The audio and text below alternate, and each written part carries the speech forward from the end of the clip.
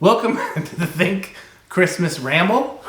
Summary. I like to call it the Christmas Jam. The Christmas Jam.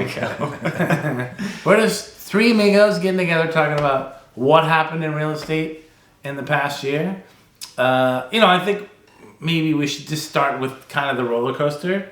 Because I remember what happened in January. The market was super slow last fall. We had a listing that we had exclusive in January. We saw the market turn on a dime. All the houses that were there just sitting, all snapped up. We're like, let's get this property on the market ASAP. We sold it in a week. And then that started really the takeoff of the market. Yes. So it kind of came up, and then it sort of drifted, I guess you could call it, through summer. And then the big takeoff that was supposed to happen in the fall didn't, and really each and every week it kind of ratcheted down and down. And I think all of that relates to the biggest story maybe in all of our lives right now, and for a lot of people, and that is it relates to mortgage rates. 100%. And how there's certain things that you don't think about. You think there's going to be mortgage rates goes up and it's going to change everything immediately. It doesn't necessarily do that. It takes time to work through. It takes time to work. And the buyer sentiment, right? It took time for that to work through. Yeah. For people to understand what they could afford.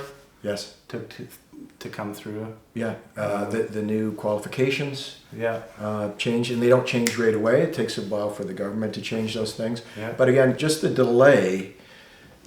It doesn't necessarily happen overnight. It might take 6 months, but then it happens overnight. Yeah, then it happens overnight. So that's the tricky thing. So the market will come back. The buyers haven't gone away; they're just waiting. They are definitely sitting on the side. And it'll turn, and it'll turn quickly.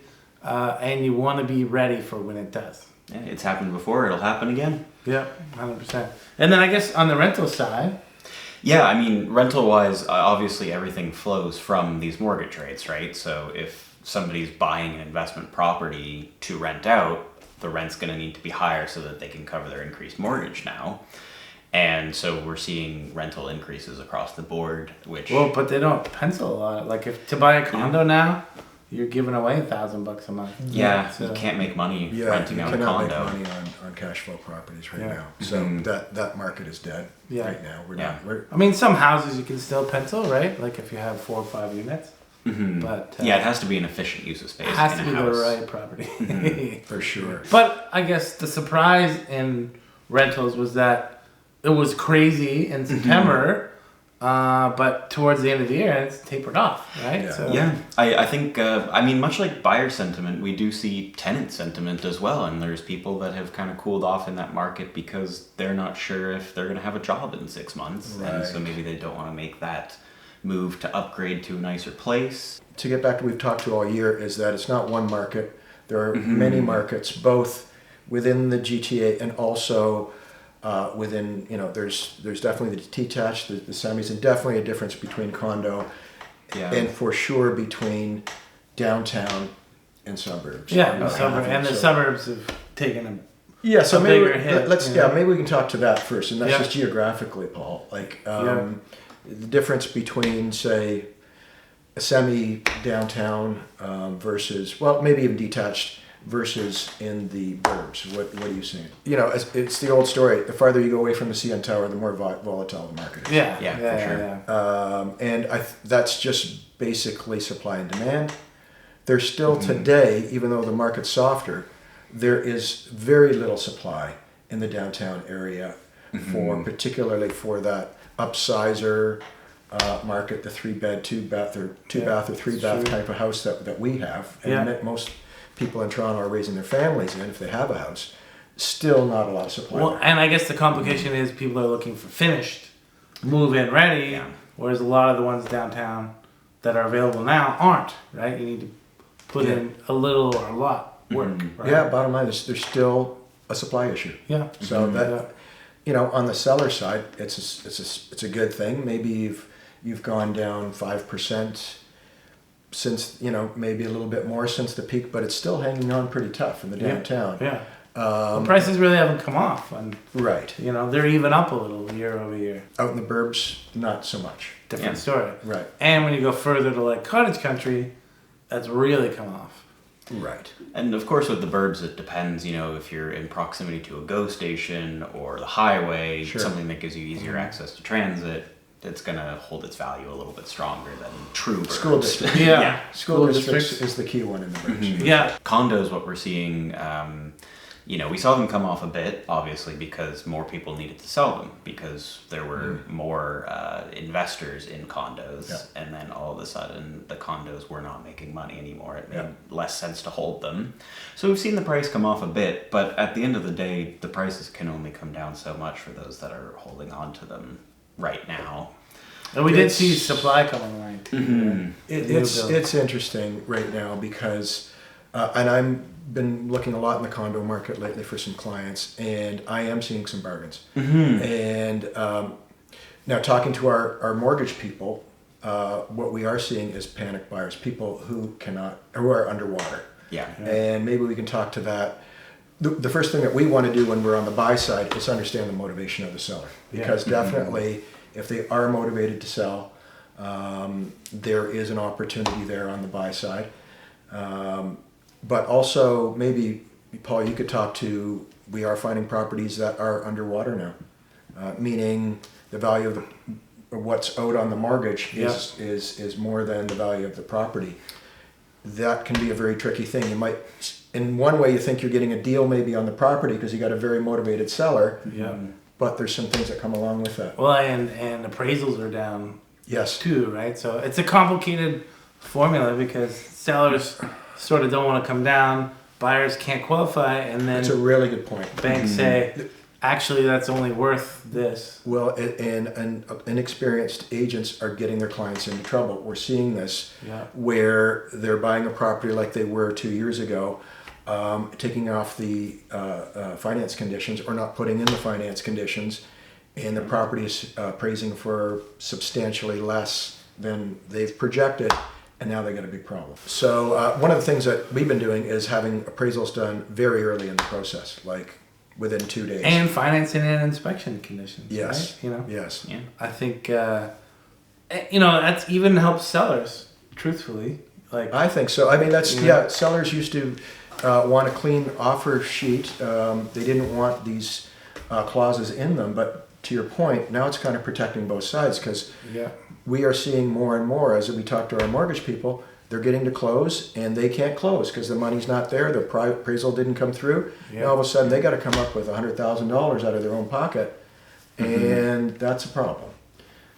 Yeah, and I think, one of the biggest themes I've seen this year is definitely people are working with more experienced agents, not just us, but Yeah. the people that are showing, like, and I've even been out just touring and I see, because we work with a lot of agents in the area, I see them, I don't see the newbies. Deals are potentially a lot more complex than they used to be. Yeah. You don't have to worry about these things if you bought it $1 million and in 6 months it's going to be 1.1. Yeah. A lot of those problems are sort of money switching. Yeah. Now it's a very, very different situation, and so we are bringing in lawyers to review contracts earlier. So, for example, I just did a deal where we had to have the lawyer review because the property's underwater, putting in a clause to make sure that everybody gets paid, for example. Yeah. Because if the bank takes the property, you might not be able to close on the property. There's a lot of machinations that can happen there. So you might have your lawyer, rather than review the paperwork a couple weeks before, they're actually reviewing it up front. Yeah. Yeah. So, and those are resources, and those are things that most agents, quite frankly, and when I was starting out, I never would have thought of those things. Yeah. Never. Well, and also giving sellers options, right? Like, yeah, let's list, but let's think about plan B, plan C. Yes. And we have the team, we We have the have resources. minimally now in every buy or a sell, there's usually at least a plan B, Yeah. if not a plan C and a plan D. Yeah, exactly. It's an interesting time. There are some opportunities. We've got some really interesting buy opportunities, but Yeah, I'd say the good news really- story for us, we got a lot of people, some great properties this year. Yeah. We also managed to sell a lot of great properties when the going was tough, right? Right. And that's another reason why. But it was harder. Yeah. To get to the sell. Let's talk about buy and sell different. Yeah. On the sell side, staging has never been more important. Yeah. Never Yeah. been more important. You have to put Pictures, Yeah. have never been more important, and it literally comes down to this. Advertising. We had a property that was on the market for a while with a very well-known agent, didn't stage, didn't spend a penny on it, stage it, bring some great pictures, sold in a week. So those simple things can make a big difference when you're talking about It's the selling. basics now. Yeah. Yeah. It is. Yeah. You And used to people got be. away without You used to be doing able to, because agents don't want to spend the money. For us to, it's thousands and thousands of dollars that we're Yeah. spending up front. Yeah. Yeah, Yeah, we do an inspection first. We see what's wrong. That can be up to 10 Fix grand, all the just problems. $10,000 just Yeah. to do all this stuff to get it ready. Yeah. And agents don't want to spend that, particularly a lot of ones that haven't had to do that in the past because the market was hot, and they don't want to do that. It's money out of their pocket. They don't want to do it. Now it's an absolute necessity, or you're not going to sell that property, or you're just not going to sell it without a discount. Yeah, on buy strategy, I would say we are doing, I wouldn't say more aggressive pricing. Yeah. We're starting lower, bottom line. I wouldn't say Yeah. we're bottom feeding, but we're definitely starting at a lower price point. But we're also working with mortgage professionals up front to really understand those numbers, right? Yes, Mhm. yes. That's So very important. we are lockstep with the financial people. And getting to my favorite subject, trying to do that with a bank, Yeah. forget it. Forget it. Let me rant. Yeah. Yeah. You can't call your bank at 8 p.m. No, you can't. in the middle of negotiations. No, So- and quite frankly, it's an interesting thing I'm seeing right now. The banks are laying off people, and yet they don't have enough qualified people to handle basic mortgage Yeah. applications and what have you. Please talk to us if you're going to get a mortgage. Don't just use your bank. We can go on into it forever, but at the end of the day, there are people that are far more experienced, far more professional, and particularly in a complex market like this, Yeah. you can get yourself into some trouble. Yeah. They can get deals done. Yeah, they can get That's deals done, That's really important. Well, and I think that brings up another good thing for year in review for us is all the professionals that we're in contact with, and a thank you to all our professionals. Yeah. And a thank Yeah, you great to all our job. professionals for helping Yeah. us out, saving us Saving our headaches. bacon. Yeah. Because how many deals have we had that were with a bank and our mortgage broker pulled it out because the bank just dropped the ball again. Yeah, but it's not just mortgage brokers too. I mean, we've got people that run Airbnbs that help our clients. We've got sure. a lot of house cleaners that will help our clients, painters, plumbers, electricians. Yep. Home inspectors. Yeah, Yeah. everybody across the Yeah. board that To all of them, Yeah. we should name them, but there's a lot of them. Thank you to all of them. In particular, I would say some of our mortgage brokers probably the hardest working, and our stagers. Mm-hmm. Yeah. I mean, our stagers have really And our worked it. short-term guy who saved our bacon Yes, Jordan. more was- than once. Yep. So to wrap up the Think 2023 Christmas summary ramble, it's a very interesting market. It's a complex market. You need to work with the right professionals. Not just your realtor, but also all the professionals we have on the team. The really important thing is, thanks to all our clients, now friends, who, we really helped out this year. We helped buy properties, we helped sell properties. It was a really interesting year. And thank you. Yeah. Thank you. Thank you. Yeah, thank you so much.